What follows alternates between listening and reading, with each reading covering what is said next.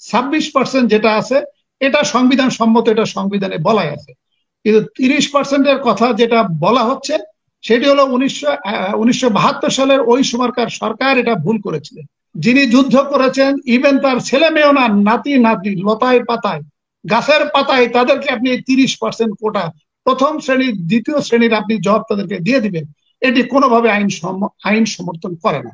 হাতে ওনার মুক্তিযোদ্ধাদেরটা বাতিল করা উচিত ছিল, বাকি 26% বাতিল করাটা ঠিক হয় নাই, অথবা এটাকে সংস্কার করে আরো কমিয়ে আনা উচিত ছিল। এখন প্রশ্ন হচ্ছে তাহলে হাইকোর্ট কেন এই জাজমেন্টটা দিল? এখন আপনি আসেন আমাদের যে কোটা নিয়ে যেটা আলোচনা করছে, আমাদের কোটা যেটা আগে বিদ্যমান ছিল সেখানে আমাদের 56% ছিল কোটা, এর ভিতরে প্রতিবন্ধী ছিল 1%, উপজাতি ছিল 5%, যারা নারী ওরা ছিল 10%, জেলা কোটা ছিল 30%, মুক্তিযোদ্ধা জেলা কোটা ছিল 10%, মুক্তিযোদ্ধা ছিল 30%, মোট 56%। আর বাকি 44% হলো যারা যারা ইন্টেলিজেন্স বা যারা মেধা কোটায় আসতো, বাকি 44%। 2018 সালে যারা যখন আন্দোলন হলো তখন বলা হলো যে কোটা সংস্কার করতে হবে, এবং বিশেষ করে মুক্তিযোদ্ধার সন্তান সন্তানাদি বা নাতি নাতনিদের ক্ষেত্রে বলা হলো এটা বাতিল করতে হবে অথবা সংস্কার করতে হবে।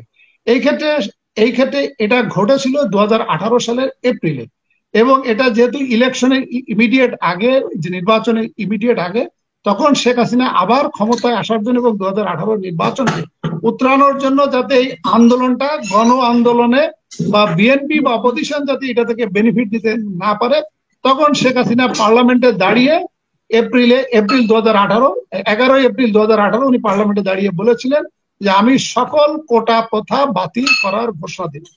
এটি যদিও অক্টোবরে এসে গেজেট নোটিফিকেশন করেছিল এবং বলেছিল যে প্রথম শ্রেণী এবং দ্বিতীয় শ্রেণীর কোন কোটা প্রথা থাকবে না, শুধুমাত্র তৃতীয় এবং চতুর্থ এখানে কোটা যেটা আগে ছিল অ্যাজ ইট ইজ থাকবে।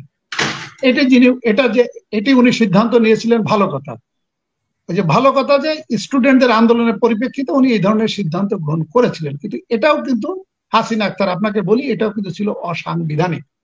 কারণ যেখানে সংবিধান বলেছে যারা অনগ্রসর, যারা নারী, যারা প্রতিবন্ধী বা যে সমস্ত জেলায় শিক্ষার হার কম, আপনি ইকুয়ালিটি আনার জন্য আপনাকে সংবিধান বলে দিয়েছে, কিন্তু আপনি রাগের বশবর্তী হয়ে সকল কোটা বাতিল করলেন, এটিও কিন্তু শেখ হাসিনার ওই আদেশটা মন্দের ভালো হলেও এটিও কিন্তু অসাংবিধানিক ছিল। যেমন গতকাল একটা টক শোতে আমাকে তখন উপস্থাপক জিজ্ঞাসা করেছিলেন যে তাহলে 2018 সাল পর্যন্ত যে কোটা প্রথা, মুক্তিযোদ্ধাদের যে 30% কোটা প্রদান করা হয়েছে, তাহলে সেটা কি আইনসম্মত ছিল না? সেটিও আইনসম্মত ছিল না, সেটিও ছিল অসাংবিধানিক। কারণ আমাদের যখন সংবিধানটা প্রণয়ন করা হয় 30% কেন করা হয়েছিল, মানে যখন করা হয়েছিল কোন যুক্তিতে করা হয়েছিল 30%? সব যদি 10% হয় সেখানে 30% মুক্তিযোদ্ধা কোটা কি হিসেবে? না, কোটা প্রথা যেটা বাংলাদেশে চালু ছিল এটা শুধু কোটা বাংলাদেশে না, এটা ভারতেও আছে, এটা যুক্তরাষ্ট্রেও আছে, যুক্তরাজ্যেও আছে, সকল দেশে কোটা প্রথা আছে। আপনি যে আপনার প্রশ্নে আমি জবাব দিচ্ছি, আপনার প্রশ্নে আমি জবাব দিচ্ছি। তার মানে কোটা 26% যেটা আছে এটা সংবিধান সম্মত, এটা সংবিধানে বলাই আছে। কিন্তু 30%-এর কথা যেটা বলা হচ্ছে সেটি হলো 1972 সালের ওই সময়কার সরকার এটা ভুল করেছিলেন। কারণ আমাদের সংবিধানের কোথাও অথবা আমাদের প্রচলিত আইনে কোথাও মুক্তিযোদ্ধাদের 30% কোটা প্রদান করতে হবে এটি কোনো আইনেও নাই, কোনো সংবিধানে নাই। তাহলে আপনি যে 30% কোটা মুক্তিযোদ্ধাদেরকে আপনি প্রদান করছেন, এটা আমাদের সংবিধানের স্পিরিটের এগেইনস্টে যাচ্ছে এবং that violates the provision of Bangladesh constitution. এখন প্রশ্ন হচ্ছে যে তাহলে এই প্রথাটা আসলো কিভাবে? এই প্রথাটা আসলো 1972 সালের সরকার আবেগপ্রবণ হয়ে এই কাজটি করেছিলেন, অনেকগুলো সিদ্ধান্ত নিয়েছিলেন। তার ভিতর যেমন 2টি বিতর্কিত সিদ্ধান্ত ছিল। একটি সিদ্ধান্ত ছিল যে যারা যুদ্ধ করেছে এবং কোনোভাবে মুক্তিযুদ্ধের সার্টিফিকেট ম্যানেজ করতে পেরেছে তারা সরকারি চাকরিতে তাদেরকে 2 বছরের সিনিয়রিটি দেওয়া হয়েছিল। এটিও তখন কিন্তু যুক্তিসঙ্গত ছিল না। তারপরেও এটি নিয়ে আমি সমালোচনা করছি না, যেটা হয়ে গেছে। কিন্তু 30%-এর কোটায় আমি হাসিনা আক্তার আপনার মাধ্যমে আমি জনগণকে একটু অবহিত করতে চাচ্ছি, আমি মুক্তিযোদ্ধাদেরকে সম্মান করা থেকে আমি বিরত থাকছি না। আমিও চাই মুক্তিযোদ্ধারা যথাযথ সম্মান পাক। আমি তাদেরকে অসম্মান করতে চাচ্ছি না, কারণ তারা যুদ্ধ করেছে, এই দেশটাকে স্বাধীন করেছে, তাদের প্রতি আমি সশস্ত্র সালাম জানাই, শ্রদ্ধা জানাই। কিন্তু আপনি মুক্তিযোদ্ধাদেরকে যদি আপনি সম্মান করতে চান তাহলে তো আপনি তাদেরকে সম্মান জানানোর অনেক রাস্তা আছে, যেটা সরকার ইতোমধ্যে করেছে। যেমন আমাদের যে রাষ্ট্রীয় পদকগুলো আছে, বীর বিক্রম, বীর প্রতীক, বীর শ্রেষ্ঠ, বীর উত্তম, আপনি রাষ্ট্রীয় পদকে তাদেরকে ভূষিত করেন। আপনি মুক্তিযোদ্ধাদেরকে এখন ভাতা দেওয়া হয় প্রতি মাসে 20,000 টাকা করে। আপনি দরকার হলে তাদের ভাতা বাড়িয়ে এটাকে 50,000 টাকা করেন। আপনি দরকার হলে বাড়িয়ে আপনি 1,00,000 টাকা করেন। আপনি দরকার হলে সরকারি যে সমস্ত আবাসন বা প্লট বা ফ্ল্যাট সুবিধা দেওয়া হয়, আপনি দরকার হলে মুক্তিযোদ্ধাদেরকে খুবই কম পয়সায় আপনি তাদেরকে প্লট ফ্ল্যাট দেন। আপনি দরকার হলে 26শে মার্চ, 16ই ডিসেম্বর আপনি এই সমস্ত মুক্তিযোদ্ধাদেরকে ডেকে নিয়ে আপনি তাদেরকে আরো সম্মানে ভূষিত করেন। কিন্তু যেখানে সরকারি চাকরি এই দুর্মূল্যের বাজারে, যেখানে সরকারি চাকরি 100টা পদের ভিতর 30টা পদ, যিনি যুদ্ধ করেছেন ইভেন তার ছেলে মেয়েও না, নাতি নাতি, লতায় পাতায়, গাছের পাতায়, তাদেরকে আপনি 30% কোটা প্রথম শ্রেণীর, দ্বিতীয় শ্রেণীর আপনি জব তাদেরকে দিয়ে দিবেন, এটি কোনোভাবে আইন সমর্থন করে না। হাসিনা আক্তার, আমাদের বিজ্ঞ আদালত যে জাজমেন্টটা দিলেন দুইজন বিচারক, তাহলে ওনারা কি আইনসম্মতভাবে জাজমেন্টটা দিয়েছে? আমি একজন আইনজ্ঞ হিসেবে আপনাকে আমি বলছি, ওনারা এটা আইনসম্মতভাবে এই জাজমেন্টটা দেন নাই। কারণ ওনারা যে জাজমেন্টটা দিয়েছে, যে জাজমেন্টের পূর্ণাঙ্গ কপি আমার হাতে আসে নাই, কারণ পূর্ণাঙ্গ কপিটা আসতে দেরি হয়। কিন্তু আমরা যেটা পত্র পত্রিকায় দেখেছি, যে উনি যে শর্ট জাজমেন্টটা দিয়েছেন, সেখানে বলেছেন যে এখানে 30% মুক্তিযোদ্ধাদের কোটা যে সরকার বাতিল করেছিল, সেটি নাকি মুক্তিযোদ্ধাদের নাকি অসম্মান করা হচ্ছে। আমি বিজ্ঞ দুইজন বিচারপতিকে বলবো যে আপনার আদেশে বরং আপনি যে তাদেরকে আরো সম্মান দেওয়ার জন্য এই 30% কোটার কথা আপনার তো সংবিধানে বলা হয় না, আপনার তো বাংলাদেশের প্রচলিত কোনো আইনে বলা হয় না। তাহলে হাসিনা আক্তার, আপনি যেহেতু পুরোটা বাদ না দিয়ে বা সংস্কার তো করতে পারতো, 10% দিতে পারতো বা 5% এরকম কি রাখা যেত না?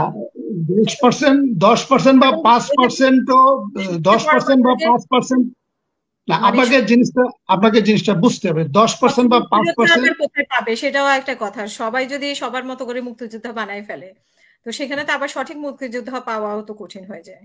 না, আপনার আদালতের যে জাজমেন্ট দিয়েছে, যেটা পত্র পত্রিকায় এসেছে, সেখানে শুধু মুক্তিযোদ্ধাদের কথা বলা হয়েছে। সেখানে 26% কোটা যে সরকার 2018 সালে অসাংবিধানিক ভাবে বাতিল করলো, আপনার কি যে মনে হয় হাসিনা আক্তার, আমাদের নারী পুরুষের রেশিও 50-50, সরকারি চাকরিতে কি নারী পুরুষ কি 50-50 এসেছে? তাহলে আসে নাই। তাহলে যদি আসে নাই, তাহলে আপনি কোন ক্ষমতা বলে, কোন আইনের বলে শেখ হাসিনা আপনি আইনকে বুড়ো আঙুল দেখিয়ে, সংবিধানকে আপনি পায়ের নিচে রেখে আপনি হুট করে আবেগ ইমোশনের পরিপ্রেক্ষিতে আপনি টোটাল কোটা প্রথা বাতিল করলেন? এটিও ঠিক হয় না। তাহলে হাইকোর্ট যে জাজমেন্টটা দিয়েছে, এই হাইকোর্টের জাজমেন্টে হাইকোর্টেরও বলা উচিত ছিল সরকারকে যে আপনি 26% কোটা যে বাতিল করেছেন, এই বাতিল যে আপনি করলেন এটি অসাংবিধানিক হয়েছে, কারণ এখনো পর্যন্ত সমতা আসে নাই, সমতার ধারে কাছেও আসে নাই। সো আপনার এই বাতিল করাটা অসাংবিধানিক হয়েছে। কিন্তু ওই 26%-এর কথা কিন্তু আদালতের যে জাজমেন্ট আমরা যেটা পত্র পত্রিকায় দেখেছি, সেটার কথা বলা হয় নাই। সো এটি একটি অসাংবিধানিক হয়েছে। আরেকটি হলো যে উনি যে মুক্তিযোদ্ধার কথা, মুক্তিযোদ্ধার 30% কোটা যে পুনঃপ্রবর্তনের কথা বলেছে হাসিনা আক্তার, আমি একজন আইনজ্ঞ হিসেবে আপনাকে আমি বলছি, মুক্তিযোদ্ধাদের এখন কোনো কোটা তারা পাবে না। 1971 সালের পর থেকে যে সমস্ত মুক্তিযোদ্ধাদের চাকরি দেওয়া হয়েছে এবং মুক্তিযোদ্ধাদের সন্তানাদি, নাতি নাতিদের চাকরি দেওয়া হয়েছে, এটি সংবিধানের স্পিরিটের বাইরে করা হয়েছে। তারপরেও এটা মন্দের ভালো যে 2018 সালে শেখ হাসিনা বুঝতে পেরেছে এই কাজটি অসাংবিধানিক ভাবে হয়েছে এবং তার বাবা এটা স্টার্ট করেছিল এবং পরবর্তীতে কনসিকুয়েন্সিয়ালি যতগুলো সরকার এসেছে এটা কন্টিনিউ করেছে। এটি 2018 সালে উনি ওনার বাবার ভুলটা বুঝতে পেরে উনি আবেগ ইমোশনে কোটা প্রথা বাতিল করেছিলেন, ভালো কথা। কিন্তু সেটা ওনার মুক্তিযোদ্ধাদেরটা বাতিল করা উচিত ছিল, বাকি 26% বাতিল করাটা ঠিক হয় নাই, অথবা এটাকে সংস্কার করে আরো কমিয়ে আনা উচিত ছিল। এখন প্রশ্ন হচ্ছে তাহলে হাইকোর্ট কেন এই জাজমেন্টটা দিল?